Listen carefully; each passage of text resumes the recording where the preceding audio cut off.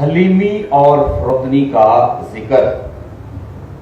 اور جب ہم خداوند یسوع مسیح کی تعلیمات کی بات کرتے ہیں تو خداوند کی تعلیمات جس معاشرے، جس ملک یا جس جگہ پر ہم رہ رہے ہیں اس کے بالکل مخالف. تھوڑی دیر کے لیے خداوند یسوع مسیح کے جو الفاظ آج کی انجیل مقدس میں اس نے کہے ہیں اس پر غور کریں کہ آج خداوند یسوع مسیح کو ایک خاندان اپنے گھر میں دعوت دیتا ہے. دعوت کس جگہ کی ہے؟ شادی کی، کہ وہ شادی میں شامل ہو. اور شادی میں جب خداوند یسوع مسیح شامل ہو تو وہ خداوند یسوع مسیح کو کسی طریقے سے غلطی کرتے ہوئے پکڑے. کوئی ایسا لفظ، کوئی ایسی حرکت، کوئی ایسی بات خداوند یسوع مسیح کے منہ سے نکلے یا ہو جائے اس سے، تو وہ اس کو یہ نقطہ بنا کر اس پر انگلی اٹھا سکے کہ اس نے یہ کام شریعت کے مخالف کیا. فریسی جو پڑھے لکھے لوگ تھے، وہ عام لوگ نہیں تھے، جسے اسکالرز کہتے، بڑی بڑی یونیورسٹیوں میں پڑھتے تھے، عالم دین یہودیوں کے تھے. تو وہ خداوند یسوع مسیح سے حسد بھی تھے، حسد بھی کرتے تھے، کیونکہ خداوند یسوع مسیح کی مقبولیت ان تمام عالم فقہ یا استادوں سے بڑھ کر ہو رہی تھی.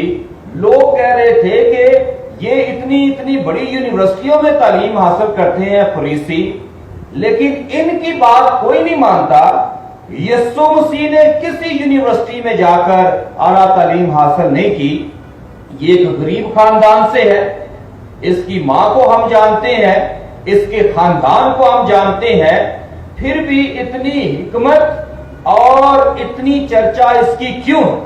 ایک تو یہ حسد، اسی حسد سے انہوں نے خداوند یسوع مسیح کو دعوت دی کہ ان کے گھر کھانا کھانے کے لیے، شادی میں شامل ہونے کے لیے آئے. خداوند وہاں پر گئے ضرور، لیکن وہاں بیٹھ کر اس نے لوگوں کے رویوں کی جانچ پڑتال کی. اس نے لوگوں کے رویوں کو دیکھنا شروع کیا کہ لوگ کس طرح شادی بیاہ اور ان تمام چیزوں میں حصہ لیتے. تو یسوع کے ساتھ ہم بھی ذرا اپنے ان تمام معاشرتی واقعات پر غور کریں. ایمانداری سے بتائیے گا کہ ہم میں سے کتنے لوگ ہیں جب ہم شادی پر جاتے ہیں کسی جگہ پر تو ہمارے اندر یہ خواہش عروج پر ہوتی ہے کہ ہمیں سب سے زیادہ پروٹوکول دیا جائے.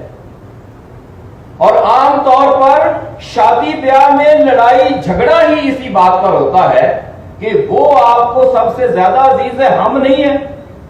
ان کو بلایا ہے تو کیا ہمیں نہیں بلایا گیا؟ ہم نے آپ کو پیسے نہیں دینے، ہمارے ساتھ آپ کا لین دین نہیں ہے. اور آپ ذرا اندازہ کریں کہ آج کل تو خدا کا شکر ہے کہ آپ گھروں میں شادیاں نہیں کرتی، ہوٹلز پہ کرتے ہیں.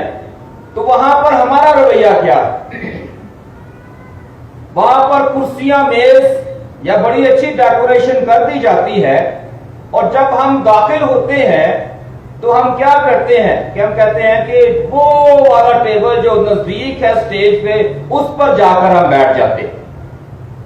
آج کل ہالوں کے اندر سیٹ اپ لگایا ہوتا ہے، آپ دیکھتے ہیں ہماری سینس جو ہے، ہماری جو عقل ہے، اس کے ذریعے ہم پہچان سکتے ہیں کہ کچھ انہوں نے کھانے کے لیے ٹیبل لگائے ہوتے ہیں، لیکن کچھ سٹیج کے سامنے انہوں نے بلا ترتیب ایک علیحدہ قسم کا سیٹ اپ لگایا ہوتا ہے، جس میں گھر والوں کی خواہش ہوتی ہے کہ ان کے خاص مہمان صرف انہی صوفوں پر بیٹھے، باقی جنہیں بلایا گیا ہے وہ ٹیبل پر، حالانکہ وہ بھی خوبصورت ہوتے ہیں. تو ہماری خواہش کیا ہوتی ہے؟ اسی کسی نے کہا سب سے پہلے جا کر ہم وہاں پر بیٹھیں گے.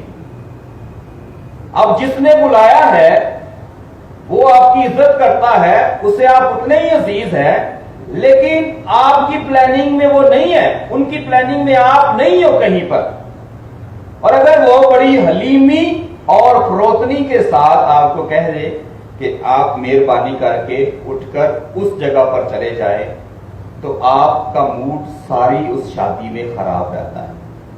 आप इतनी शायद बातें या गालियां उनको मुंह पर ना दे सके, लेकिन आप दिल ही दिल में उसे जरूर बुरा भला कहते रहते हैं कि देखो जी इनके इंतजामात देखो।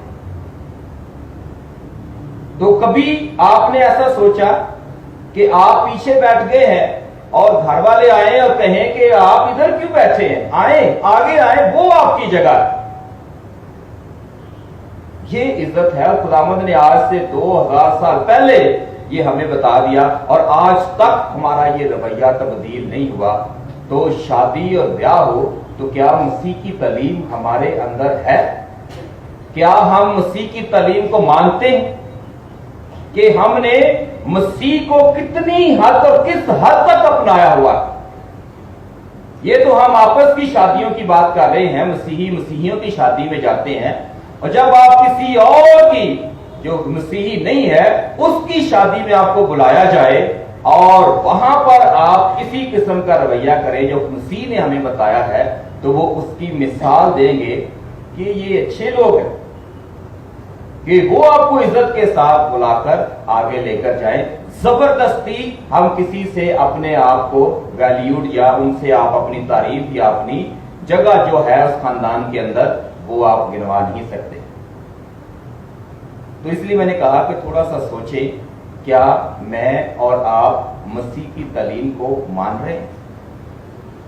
कि मसीह कहता है, वो आज हुक्म दे रहा है, मसीह के अल्फाज है किसी और के नहीं है। वो कहता है कि जब तुम किसी शादी में बुलाए जाओ, वो आप सबसे मुखातब है, तो सदर नशीनी पसंद ना करो। किसी ऐसी जगह बैठ जाओ जहां पर आपको लगे कि यहां पर ही बैठ जाते हैं। देखते हैं कि घर वाले आपको कहां पर बुलाते और कहां पर आपकी इज्जत करते। अगर आपकी जगह वहां ना हुई तो घर के जो जिन्होंने बुलाया है वो आपको लेकर जाएंगे, आपने इधर नहीं बैठना, बल्कि ये आपके लिए जगह हमने रखी, तो आपकी इज्जत होगी। ऐसा ही होता है कि लोग आपको पीछे से बुलाकर आगे ले जाए। तो कभी भी खुद ना करें, लेकिन ये हमारे अंदर से ये बात जाती नहीं है और हम इसको तब्दील करना भी नहीं चाहते। दूसरी बात खुदावंद ने कही है, और वो कौन सी कही है? कि वो कहता है, बल्कि जब तू ज़ियाफत करे गरीबों, लुंजों, लंगड़ों और अंधों को बुला, और मुबारक होगा क्योंकि उनके पास कुछ नहीं जो तुझे बदला में दे। दूसरी बात जो मसीहियों को समझने की जरूरत है, बहुत सारे लोग शुक्रगुजारी करवाते हैं कि नहीं करवाते? क्यों शुक्रगुजारी करवाते? शाबाश, बताएं। उनका जो प्रोग्राम है, हाँ जी, कोई ना कोई खुदावंद ने उस खानदान को बरकत दी होती है और लोग शुक्रगुजारी करवाते। और शुक्रगुजारी में क्या है कि खाना बनाया जाता है और उस खाने में दावत किनको दी जाती? रिश्तेदार, गली मोहल्ले के लोग जिन्हें आप जानते हैं, जिनके साथ आपके ताल्लुकात हैं। और जब आप बड़े पैमाने पर शुक्रगुजारी करते हैं तो आप हमेशा उसमें भी फर्क रखते हैं कि नहीं उन्होंने नहीं बुलाना, उतना साड़ी बनती नहीं, नाराजगी चल रही है, वो नहीं आएगा या वो नहीं आएगी, और आप खुदावंद के हुजूर शुक्रगुजारी पेश कर रहे। और खुदावंद यूहन्ना रसूल की खत में कहता है कि जब तू अपने नजराने, हदिये, शुक्रगुजारियां उसकी अलतार के सामने या खुदा के सामने पेश करने के लिए आए, तो अगर तुझे याद आए कि तेरा भाई या तेरी बहन तुझसे नाराज है, सब कुछ उधर ही छोड़ दे, पहले जा उससे सुलह कर, उससे मेल कर, उसको राजी कर, फिर आकर ये खुदावंद के हुजूर पेश करना और फिर ये कबूल की जाएंगी। नहीं तो क्या होगा? आपके पैसे का ज़या, आपने जो देग या खाना बनाया है वो ज़ाया, वक्त का ज़या, और जो शुक्रगुजारी पेश की जा रही है या जाती है वो शुक्रगुजारी आप اپنے لیے نہیں بلکہ خدا کے لیے پیش کرتے ہیں۔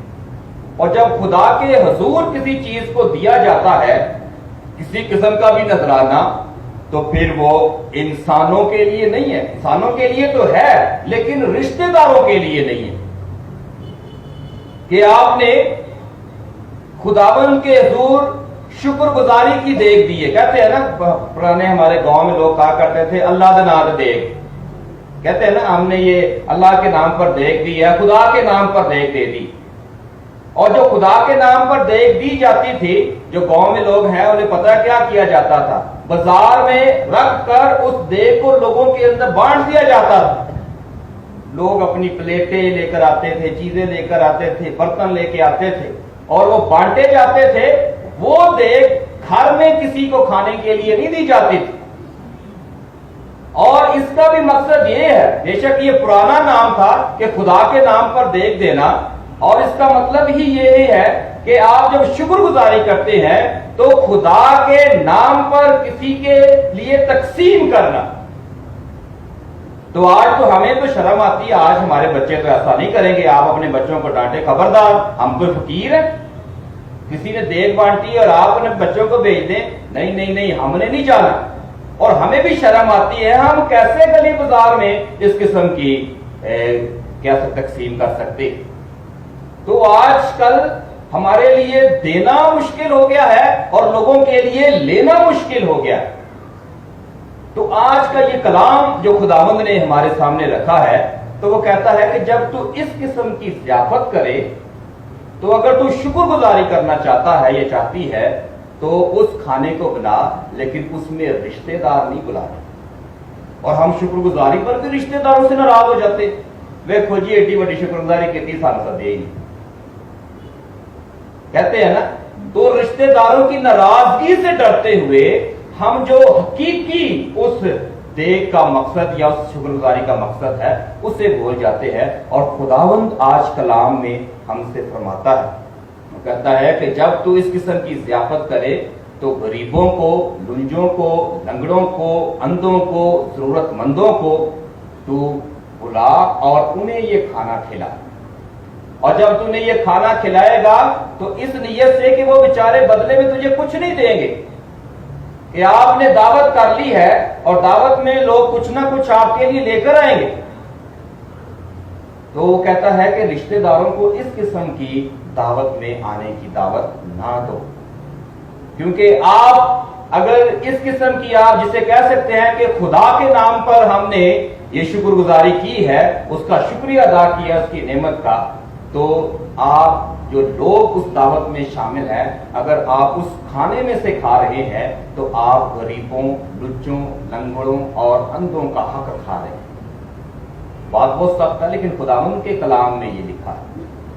میری تو زبان استعمال ہو رہی ہے، میرے الفاظ نہیں ہے، خود خداوند آج کے کلام کی روشنی میں ہم سے کہہ رہا ہے کہ تمہاری دعوتیں اگر خداوند کے لیے ہے تو اس قسم کی دعوتیں ہونی چاہیے۔ تو میں بڑا خوش ہوا، پچھلے دنوں ہماری ایک بہن ہے، تو وہ میں خاندانی طور پر بھی انہیں جانتا ہوں، انہوں نے پچھلے سے پچھلے اتوار شکر گزاری کروانی تھی، جتنے بھی اس کے پاس پیسے تھے اس نے کہا فادر جی یہ پیسے لے جائے، اور مجھے نہیں پتا بس جتنی جوگی میں ہے وہاں یہ آپ پیسے وہ جو ہاسپٹل ہے آپ کا ویسٹریج میں ہاسپس، وہاں پر ان کو کھانے کے لیے جتنے لوگوں کو ہو سکے آپ ان پیسوں سے انہیں 1 یا 2 یا 3 یا 4 لوگوں کو کھانا کھلا دیں۔ اور میں آپ کو یقین دلاتا ہوں کہ خدا نے کتنا نزدیک ہو کر اس کی یہ دعا سنی ہوگی، کیونکہ خدا پیسوں کی تعداد کو نہیں دیکھتا کہ کتنے پیسے دیے، اس نے نیت دیکھی کہ جتنے اس کے پاس خداوند نے توفیق دی تھی اس میں سے اس نے کم از کم یہ ارادہ تو کیا فادر جی میں نے یہ کھانا پکانا تھا تو میں نے کہا کہ ہم آپ کو بلائیں گے، ہم شکر گزاری کریں گے، تو اتنے ہی پیسے کھانے پر لگ جانے تھے، تو یہ پیسے میں دیتی ہوں کہ وہاں پر ضرورت مند لوگوں کی ضرورت پوری ہو سکے۔ تو آپ کو یقین دلاتا ہوں کہ اس کو اتنا ہی اجر ہوا کہ جتنا اس کے لیے وہ چاہتی تھی کہ خدا اسے برکت دے، اور یقین کہ یہ خدا نے اسے جو اس کی خواہش تھی اس کو پورا بھی کیا۔ اور اس نے آ کر بتایا بھی کہ خدا نے فوراً میری دعا کو سنا اور اس کا جواب بھی مجھے عطا کیا۔ سمجھ بھی آ رہی ہے باتوں کی کہ نہیں؟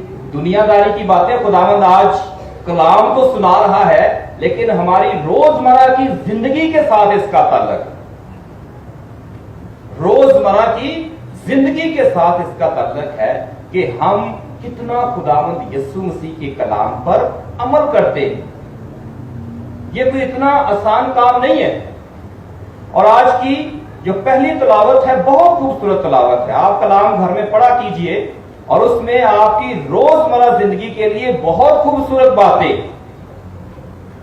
خدا کلیسیا سے لوگوں سے مخاطب ہے، اور اس میں کیا لکھا ہے کہ مخاطب اس طرح سے، میرے بیٹے یا میری بیٹی اپنے کام حلیمی سے کر تو مقبول شخص کا پیارا ہوگا، جتنا تو عظمت میں بڑھے اتنا ہی اپنے آپ کو فروتن کر، تو خداوند کی خوشنودی تجھ کو حاصل ہوگی، کیونکہ خداوند کی قدرت عظیم ہے اور فروتنوں سے اس کو تمجید ہوتی ہے۔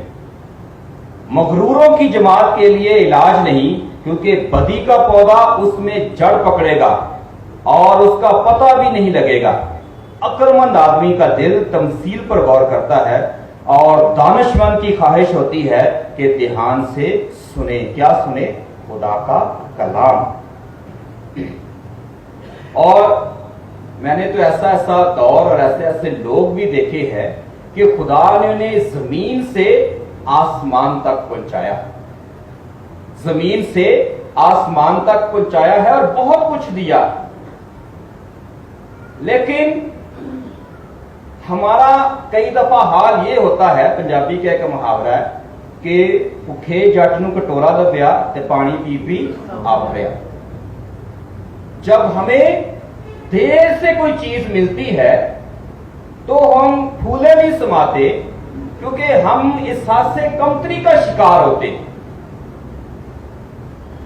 ہم احساس کمتری کا شکار ہوتے ہیں، اور جب ہمیں وہ چیز جس کی ہمیں خواہش ہوتی ہے جب ہمیں وہ مل جاتی ہے تو پھر ہم دوسروں کو دکھانا چاہتے ہیں جن کے پاس نہیں ہے۔ ہم بار بار انہیں بتانا اور سکھانا چاہتے ہیں کہ آپ کے پاس یہ فیسلٹیز نہیں ہے، میرے پاس ہے۔ اگر میں ان تمام چیزوں کی نمائش کروں اور بتاؤں لوگوں کو کہ میں کتنا پیسے رکھتا ہوں یا میرے پاس کتنی وسعت ہے، تو میں اپنے لوگوں کا احتساب کر رہا ہوں، میں اپنے لوگوں کو نیچا دکھا رہا ہوں، میں انہیں احساس دلا رہا ہوں کہ آپ کے پاس کچھ نہیں ہے، میرے پاس بہت کچھ۔ اور اسی لیے کلیسیا نے، کیتھولک چرچ نے تمام فادر صاحبان، سسٹر صاحبات کو ایک ہی لباس پہننے کا حکم دیا تھا۔ تو اس لیے خداوند ہمیں سکھانا چاہتا ہے ڈیٹیچمنٹ، چیزوں سے دور رہنا، چیزوں سے دور رہنا اور ان کی نمائش نہ کرنا۔ یہ تو میں نے پہلے اپنے آپ سے شروع کیا کہ ہم بھی اس گناہ میں شامل ہو جاتے ہیں کہ ہمیں ہماری بھی خواہش ہوتی ہے کہ ہم دوسروں سے اچھے لگے، دوسروں میں سے نمایاں نظر آئیں، لیکن یہ دکھاوا کس کے لیے؟ میں کس کو دکھانا چاہتا ہوں؟ اگر میں کاہن ہوں تو میں اگر اچھا لباس پہنتا ہوں تو اس میں نے کسی کو دکھانا ہے یہ پہن کر، تو اس کا مطلب ہے تو میں اسی لیے خرید رہا ہوں۔ مہنگا لباس پہن رہا ہوں تو اس کا بھی مطلب یہ ہے کہ میں نے یہ مہنگا لباس کسی کو دکھانا، کسی کو نیچا دکھانا ہے کہ بھائی تیرے پاس نہیں ہے، میرے پاس ہے۔ اور اسی طرح جب ہم مومنین کے لیے بھی یہ خواہشیں ہے تو خداوند ہمیں بھی سکھاتا ہے، خداوند آپ کو ترقی دے، لکھا ہے کلام میں، جب آپ کو عظمت بخشے۔ میں یہ نہیں کہہ رہا کہ آپ مہنگے اور اچھے کپڑے نہ پہننا چاہیے، لیکن آپ لباس اور پہناوے سے لوگوں کی پہچان نہ کریں۔ یہ کہتے ہیں کہ انسان کی شخصیت کی پہچان کرنی ہے تو کپڑے اس نے جو مرضی پہنے ہو، اس کے جوتوں سے آپ اندازہ لگائیں کہ وہ شخص کتنا امیر ہے یا اس کے پاس کتنے پیسے۔ تو لیکن ہمارا کلام اور خداوند یسوع مسیح کی تعلیم سکھاتی ہے کہ شخصیات کا اندازہ لباس سے نہیں بلکہ اس کے اخلاق اور کردار سے لگایا جاتا ہے. اور اس لیے کبھی بھی یہ نہ جج کرے کہ ان کے کپڑے نہیں پاڑے ہم دے, اس کو تو اٹھنا بیٹھنا نہیں آتا, اس کے پاس یہ دنیا کی جو لیٹسٹ چیزیں ہیں یہ کیوں نہیں ہے, کیونکہ یہ ساری چیزیں دنیاوی ہیں اور دنیا میں ہی رہ جائیں گی. اس کا اندازہ آپ نے لگایا جو ہمارے ملک کے حالات چل رہے, کہ کتنے لوگ ہیں جو ابھی دیکھیں کہ یہ سوات کے اندر, کلام کے اندر اور 50 سے زیادہ ہوٹلز اور بڑی بڑی بلڈنگز, وہ ایک سیکنڈ لگا رہا, آپ سب نے دیکھا ہی ہے ٹی وی پر. تو یہ ساری شان و شوکت تھی کہ یہ ہوٹل اس ہوٹل سے بہتر ہے, اس میں رہنے والا اور اس کا مالک شاید دوسروں سے بہتر ہے. 1000 سے زیادہ لوگ مر گئے, بڑے بڑے آئی فون ان کے ہاتھوں میں ہوں گے, مہنگی سے مہنگی گاڑیاں ان کے نیچے ہوں گی, لیکن ان قدرتی آفات نے کیا اس کی گاڑی دیکھی, کیا اس کا مہنگا موبائل دیکھا, کیا اس کے برانڈڈ کپڑے دیکھے؟ کچھ بھی نہیں. سب ملیا میٹ ہو گیا اور سب ختم ہو گیا, اور اس کے بعد نہ زندگی رہی اور نہ ان چیزوں کی کوئی قدر اور قیمت رہی. تو خداوند آج ہمارے اندر حلیمی اور فروتنی کو پیدا کرنا چاہتا ہے. وہ کہتا ہے کہ مغروروں کی جماعت کے لیے علاج نہیں, کیونکہ بدی کا پودا ان میں جڑ پکڑے گا. جس کے پاس پنجابی کہنے جڑا تھوڑا کھان پین لگ جائے, وہ اس کی آنکھیں جو ہیں وہ بدل جاتی. اور خداوند ان لوگوں کی بات کرتا ہے کہ اپنی آنکھیں نیچے ہی رکھنی, ماتھے پر نہیں رکھنی, کیونکہ آج آپ اس پوزیشن پر ہیں, کل شاید وہ بھی اس پوزیشن پر ہو سکتا ہے. تو ہمارے اندر ڈر کیا ہے؟ آخری بات بتانا چاہتا ہوں. ڈر کیا ہے کہ جب ہمارے پاس پیسے ہوتے ہیں, وسائل ہوتے ہیں, کیونکہ ہم اس عمل سے گزرے ہوتے ہیں, تو ہمیں یہ ڈر ہوتا ہے کہ اب ہمارے پاس پیسے آ گئے تو کوئی دوسرا رشتہ دار ہم سے پیسے مانگ نہ لے. ہم اس حالت کو بھول جاتے ہیں اور پھر ہم اپنی آپ ہی اندر اندازہ لگا لیتے ہیں کہ بہتر ہے کہ ان سے دور ہی رہا جائے تو اچھا. اور ہم پیسے کی بنا پر اپنے رشتوں کو نبھانے کی کوشش کرتے ہیں. اور خداوند کہتا ہے کہ مغروری جو ہے وہ بدی کی جڑ پودا ہے جو پروان چڑھتا ہے, اور اسی لیے آپ کو مغروری سے دور رہنا ہے. حلیم اور فروتن جو ہے وہ انسان کو خدا کے نزدیک بناتا ہے. تو مقدسہ ماں مریم نے جب ترانہ گایا تو اس میں کہا کہ اس نے پست حالوں کو بلند کیا اور تخت والوں کو ان کے تخت سے گرا دیا. انگریزی زبان میں کہتے ہیں کہ گاڈ ایگزالٹ دا لولی, کہ خدا پست حالوں کو بلند کرتا ہے. اور ماں مریم دیکھے کہ وہ دنیا میں معاشرے میں غریب خاتون تھی, تو خدا نے اس غریب کو چن کر آج ہمارے دنیا میں سامنے پیش کیا ہے, جس کو ہم تاج پہنا کر, دوپٹے دے کر اور رہتی دنیا تک مبارک کہنے کے حقدار ٹھہرے. تو یہ ہے حلیمی کا انعام. اور مغروری کا نتیجہ کیا ہے کہ وہ آپ جانتے ہیں کہ لوسیفر جو روشنی کا فرشتہ تھا, مغروری سے ابلیس میں تبدیل ہو گیا, یعنی تاریکی کا سردار. تو آپ کو خداوند ان تمام چیزوں سے محفوظ رکھے, اور آج خداوند ہمیں یہی حلیمی اور فروتنی سکھانا چاہتا ہے.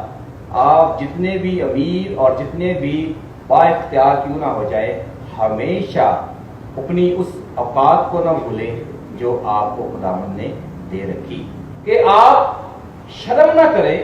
جو کام ہے اس کے لیے اس لیے تو ہم پیچھے رہ جاتے ہیں کہ ہم ہر کام میں عزت اور وہ کام کرنے کی کوشش کرتے ہیں جو ہم ہے نہیں. اور ہو سکتا ہے کہ آج کے اس چھوٹے سے واقعے کہ میں آپ سیکھ لیں کہ خداوند کیا کہنا چاہتا ہے, کہ آپ کی عظمت, آپ کی ترقی جتنی بڑی مرضی ہو جائے, لیکن حلیمی فروتنی کا دامن نہ چھوڑے. یہی وہ بات اپنے ससुराल वालों को पहले बता देता, बेटी बता देती है अपने माँ बाप को कि ये वक्त आ गया है, तो मैं समझता हूं कि माँ बाप ने उसके साथ खड़े किया। लेकिन झूठी शान और शौकत को कायम रखने के लिए उसे झूठ और प्रेम का साथ लेना पड़ा। खुदावंद आपको बरकत दे, आपको हलीमी फरोतनी सिखाए और मसीह की तालीम पर अमल करने की तौफीक अता फरमाए। मसीह खुदावंद के वसीले